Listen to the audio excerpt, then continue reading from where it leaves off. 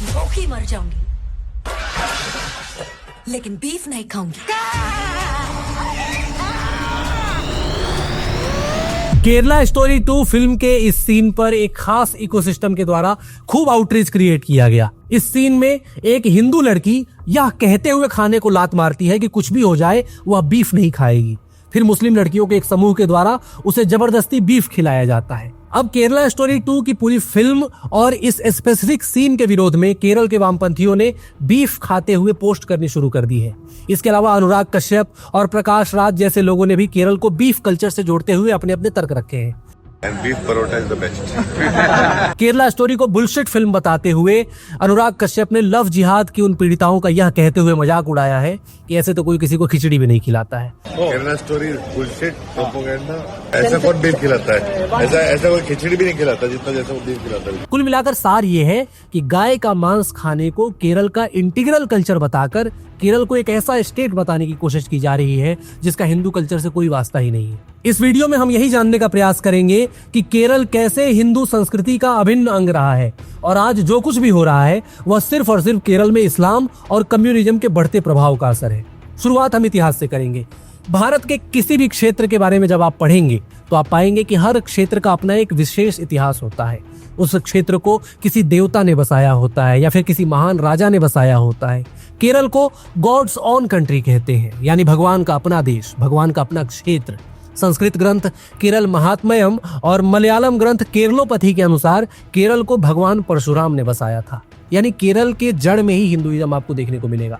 परशुराम से थोड़ा और आगे बढ़ते हुए जब केरल में आप राजवंशों की सूची पर आते हैं तो आप देखेंगे कि केरल में पहली शताब्दी से ही चेर राजवंश का शासन हुआ। चेर का मतलब होता है वह मैदान जो कीचड़ वाला हो। अब केरल चूंकि समुद्र से निकला हुआ हिस्सा था तो समुद्र से निकले हुए हिस्से पर दलदल और कहीं कहीं पर कीचड़ जैसी चीजें देखने को मिलती थी, इसलिए वहां पर शासन करने वाले राजवंश का नाम ही चेर रख दिया गया। जब चेरों ने केरल राज्य में शासन करना शुरू किया तो उनके शासन की जो पद्धति थी वह पूरी तरह से हिंदुइज्म पर आधारित थी।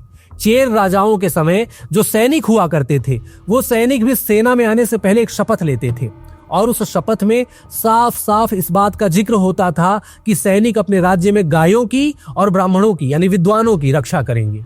कलरीपयट्टू का नाम आप सबने सुना होगा। यह एक एंशिएंट मार्शल आर्ट है और ऐसा कहा जाता है कि भगवान परशुराम ने इसको शुरू किया था। यदि कंटेम्प्रेरी एग्जांपल में आप देखिए तो विद्युत जामवाल का नाम आप सबने सुना होगा, बॉलीवुड के एक्टर, वो भी कलरीपयट्टू उन्होंने सीख रखा है। आज तो कलरीपयट्टू कोई भी सीख सकता है, लेकिन पुराने समय में इसे केरल के नायर जाति के लोग बड़ी मात्रा में सीखते थे और ट्रेनिंग के बाद जब वह कलरीपयट्टू में ग्रेजुएट होते थे तो अपने कॉन्वोकेशन में, अपने दीक्षांत समारोह में अपने राजा के समक्ष वे ब्राह्मणों की और गायों की रक्षा करने की शपथ लेते थे। यानी कि केरल की संस्कृति में गौ रक्षा उसका अभिन्न अंग रहा है। और ये प्रथा जो चेर राजाओं के समय से शुरू हुई थी वह केरल में इस्लाम के आगमन तक चली। आप सबने इब्न बतूता का भी नाम सुना होगा। 1330 ईस्वी के आसपास मोरक्को का एक यात्री इब्न बतूता केरल में घूमने आया था और इब्न बतूता की एक पुस्तक है जो उसकी यात्राओं का विवरण देती है कि पूरी दुनिया में वो जहां जहां गया वहां वहां उसने क्या क्या देखा।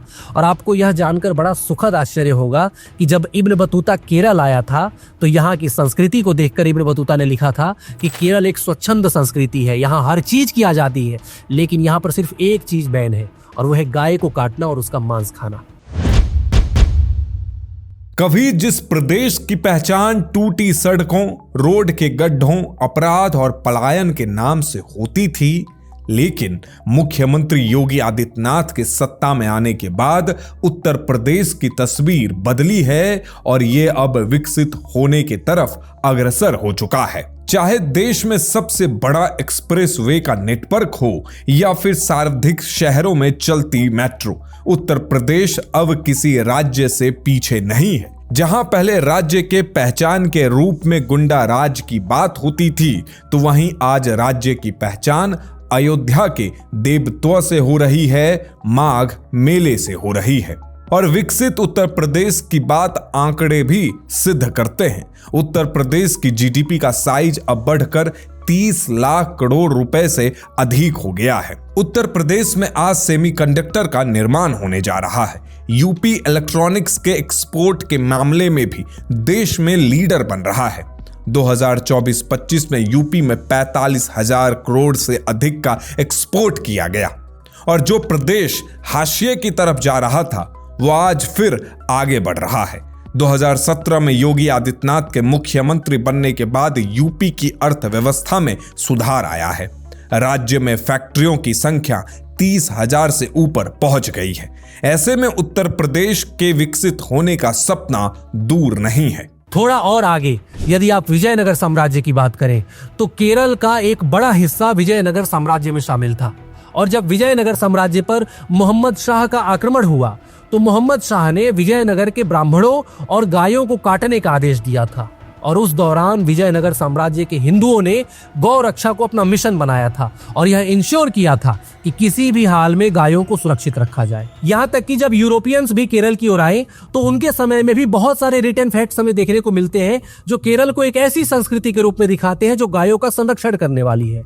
जैसे 16वीं शताब्दी में जब पोर्टुगीज आए केरल में तो पुर्तगाल का एक ऑफिसर दुराटे बारबोसा केरल में गायों की स्थिति पर लिखते हुए यह लिखता है कि गाय की हत्या करने वाले को केरल में जलते तेल में खौलाकर मृत्यु दंड दिया जाता था।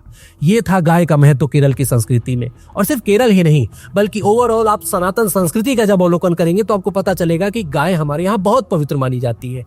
और इसका कारण दैवीय नहीं है बल्कि इसका कारण भौगोलिक और सामाजिक भी है। भारत एक ट्रॉपिकल रीजन है। यहाँ जो खेती होती है आमतौर पर बारिश पर निर्भर करती है। अगर बारिश अच्छी हुई तो खेती अच्छी होती है, बारिश अच्छी नहीं हुई तो कई बार तो अनाज के भी नाले पड़ जाते हैं। अब ऐसा जनरली नहीं होता, लेकिन प्राचीन समय में जब हम केवल एग्रीगेरियन सोसाइटी थे तो उस दौरान अनाज की कमी के दौर में वही परिवार अच्छे से सर्वाइव कर पाता था जिसके पास गायें होती थी।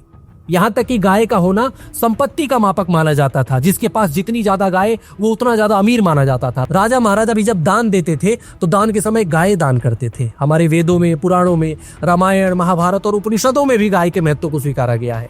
ऋग्वेद में अग्निदेव से यह विनती की गई है कि वह सभी राक्षसों के सिर जला दे जो गाय का मांस खाते हैं। शुक्ल यजुर्वेद में गाय की पूजा करने वालों के दीर्घायु होने की बात की गई है। अथर्ववेद में तो गाय की तुलना भगवान सूर्य से करते हुए कहा गया है कि पृथ्वी को जीवन देने में जितना योगदान भगवान सूर्य का है उतना ही योगदान गायों का पृथ्वी को पालने में है। वैदिक सभ्यता से ही लगातार गायों का ह्यूमन के साथ इमोशनल कनेक्शन भी रहा है। गायों के साथ हमारे इमोशनल कनेक्शन का व्यक्तिगत अनुभव मैं आपको बताऊं। एक समय हमारे घर में 2 गायें होती थी और उसके कुछ बछड़े हुआ करते थे। मेरे दादाजी उन गायों की बहुत देखभाल करते थे। उनको चारा खिलाना, उनके गोबर उठाना, उनका ध्यान रखना, ये सब काम दादाजी करते थे। और उन गायों का इतना इमोशनल कनेक्शन मेरे दादाजी के साथ बन गया था कि उनकी आवाज सुनते ही गायें रंभाने लगती थी, जैसे उनको बुला रही हो। और यह अनुभव आप सबने भी किया हो। अगर आपने गाय पाला हो तो घर में कोई दुख का माहौल अगर होता है तो गायों की आंखों में आंसू दिखते हैं। पर्सनल कनेक्शन इतना ज्यादा होता है कि खुद भोजन करने से पहले हम लोग गाय को रोटी खिलाते हैं। और ऐसे न जाने कितने कारण हैं जिस कारण गायों को पवित्र माना गया है और उनकी रक्षा करने का दायित्व समाज ने उठाया। और केरल भी इससे अछूता नहीं था। केरल में भी गायों को बड़ा पवित्र स्थान दिया गया जिसका जिक्र तथ्यों के साथ मैं आपके सामने अभी कर चुका हूँ। तो फिर यहाँ सोचने वाली बात है कि यदि गाय केरल की संस्कृति के लिए इतनी पवित्र थी तो आखिर किन कारणों से केरल में गाय काटने की परंपरा शुरू हुई। इसके लिए भी हमें इतिहास में ही जाना पड़ेगा। जब केरल में इस्लामिक बस्तियां बसनी शुरू हुई 15वीं शताब्दी के आसपास, तो एक चाइनीज ऑब्जर्वर ने अपनी किताब में लिखा है कि केरल के राजाओं ने उस समय केरल में मुस्लिमों को इस शर्त पर बसाया था कि आप यहाँ पर गाय का सम्मान करेंगे। और यहीं पर सबसे बड़ी गलती हमारे राजाओं के साथ हुई। वे कलुषित भावना रखने वाले कट्टरपंथियों को समझ नहीं पाए। धीरे धीरे पहले इस्लामिक जिहादियों के द्वारा, फिर अंग्रेजों के आने के बाद कट्टरपंथी ईसाइयों के द्वारा केरल में गौ हत्या को सामान्य बना दिया गया। केरल में बीफ को सामान्य बना दिया गया। और आजादी के बाद जब केरल में कम्युनिस्ट गवर्नमेंट आई तो उसके बाद तो स्थितियां और भी बदतर हो गई। और आज हालात ये हो चुके हैं कि केरल और बीफ को एक दूसरे का पर्यायवाची बना दिया गया है। हालांकि ये बात भी सच है कि केरल के सारे हिंदू बीफ नहीं खाते। कई हिंदुओं ने वहां पर आज भी सनातन और केरल की सांस्कृतिक परंपरा को बचाए रखा है। लेकिन जब आप इन वामपंथियों को यह कहेंगे कि केरल की संस्कृति बीफ की संस्कृति नहीं है तो ये तुरंत एक नैरेटिव लेकर आ जाते हैं कि तुम लोग कौन होते हो हमें सिखाने वाले। हम तो 100% लिटरेसी वाले स्टेट है। अपनी किसी भी गलती के सामने ये लोग 100% लिटरेसी का शिगुफा छेड़ देते हैं। People of Kerala are literate. Yes, we have 100% literacy. That's why we eat beef. तुरंत ये लोग पूरे नॉर्थ इंडिया से खुद को कंपेयर करने लग जाते हैं। केरल के एक मंत्री ने अभी हाल ही में बोला है कि तुम लोग गाय का गोबर खाने वाले लोग हो, हम केरल के लोग गाय का मांस खाएंगे। केरल का जो मंत्री हमें गाय का गोबर खाने वाला बता रहा है वो भूल गया कि केरल यदि आज डेवलपमेंट के स्टैंडर्ड्स पर भारत के कुछ राज्यों से बेहतर प्रदर्शन कर रहा है तो उसकी वजह यही सो कॉल्ड गाय का गोबर खाने वाले लोग हैं। जिन्हें तुम गोबर खाने वाला बता रहे हो, इन लोगों ने ही मध्यकाल में इस्लाम का आक्रमण अपनी छाती पर झेला था ताकि तुम सुरक्षित रहो। जिन्हें तुम गोबर खाने वाला बता रहे हो, इन लोगों ने लगातार आक्रांताओं से युद्ध किया ताकि तुम्हारे संसाधन सुरक्षित रहे। जिन्हें तुम गोबर खाने वाला बता रहे हो, इनके मंदिर नष्ट हो गए, इनको लूटा गया और इन्होंने जान देकर भी आक्रमणकारियों को तुम तक पहुंचने से रोका। जिन्हें तुम गोबर खाने वाला बता रहे हो, यही लोग अंग्रेजों के द्वारा भी लूटे गए और आजादी के बाद भी इनके ही हाथों ने तुम्हारे यहाँ सड़कें बनाई, तुम्हारी ऊंची बिल्डिंग्स बनाई। तुम इनके ऋणी हो, कृतज्ञ मत बनो। केरल की संस्कृति को वैदिक संस्कृति से डिटैच करके ये कम्युनिस्ट और इस्लामिस्ट 100% लिटरेसी का आवरण ओढ़ के वो सब कुछ कर रहे हैं जो राक्षसी प्रवृत्ति के लोग भी नहीं करते। 100% लिटरेसी वाले इस स्टेट में ऐसे साक्षर लोग हैं जो प्रेग्नेंट एलिफेंट को बारूद भर के पाइनएप्पल खिलाते हैं और अपने पेट में बच्चे को लिए उस एलिफेंट को इतना दर्द होता है कि उसकी जान चली जाती है। 100% लिटरेसी वाले इस स्टेट में ऐसे साक्षर लोग हैं जहां IAS के लिए सबसे ज्यादा रिक्रूटमेंट होती है। 100% लिटरेसी वाले इस स्टेट में ऐसे साक्षर लोग हैं जो महिलाओं के खिलाफ अपराध करने के मामले में देश के टॉप स्टेट्स में आते हैं। एक आंकड़े के अनुसार पर कैपिटा क्राइम यानी 1 लाख की पॉपुलेशन पर 1600 क्राइम केरल में होते हैं, जो कि देश में सबसे ज्यादा है। 100% लिटरेसी वाले इस स्टेट में ऐसे साक्षर लोग हैं जो ईश निंदा के नाम पर, ब्लेस्फेमी के नाम पर प्रोफेसर का हाथ काट देते हैं। 100% लिटरेसी वाले इस स्टेट में ऐसे साक्षर लोग हैं जो नॉर्थ ईस्ट के हमारे साथियों के खिलाफ SMS कैंपेन चलाते हैं। 100% लिटरेसी वाले इस स्टेट में ऐसे साक्षर लोग हैं जो अपने रेक्टम में गोल्ड छुपाकर सोने की तस्करी करते हैं। 100% लिटरेसी वाले इस स्टेट में ऐसे साक्षर लोग हैं जो रैगिंग के नाम पर अपने ही कॉलेज के एक बच्चे के प्राइवेट पार्ट में मजे के लिए डंबल लटकाते हैं। 100% लिटरेसी वाले इस स्टेट में ऐसे साक्षर लोग हैं जो सबसे ज्यादा लव जिहाद और जबरदस्ती धर्मांतरण के शिकार होते हैं। थक जाऊंगा, लेकिन 100% लिटरेसी वाली इस स्टेट के साक्षर लोगों की कहानियां खत्म नहीं होंगी। ये है तुम्हारी 100% लिटरेसी। अगर लिटरेसी रेट बढ़ जाने से ये इनसेंसिटिविटी आती है कि आप हाथी मार दो, गाय काट दो, इंसानों के हाथ काट दो, बच्चों के प्राइवेट पार्ट्स में डंबल लटकाओ, तो हम इलिटरेट ही ठीक है। हाँ, आप 100% लिटरेसी वाले स्टेट हैं। जो भी व्यक्ति सिर्फ अपना नाम लिखना जान जाता है उसको आपकी सरकार साक्षर मान लेती है, लेकिन सिर्फ नाम लिख लेने भर से आप कुछ भी कर लेने की आजादी नहीं पा जाते। इस साक्षरता से ज्यादा जरूरी है समझदारी, इससे ज्यादा जरूरी है इंक्लूसिविटी, इससे ज्यादा जरूरी है सेंसिटिविटी। वो लेकर आइए, अपने मूल्यों को धारण करिए, अपनी वैदिक संस्कृति को पहचानिए, अपने पूर्वजों से सीखिए, उनके बलिदानों को याद रखिए। केरल जगत गुरु आदि शंकराचार्य की भूमि रहा है। केरल हमारी सनातन संस्कृति का अभिन्न अंग रहा है और यह केरल के लोगों को तय करना होगा कि कम्युनिज्म और इस्लाम के चंगुल में आकर वो खुद को कहां ले जा रहा है। यदि ऐसे ही केरल खुद को वैदिक संस्कृति से दूर करता रहा तो अपने 100% लिटरेसी के मेडल के साथ केरल सिर्फ एक मजाक बनकर रह जाएगा।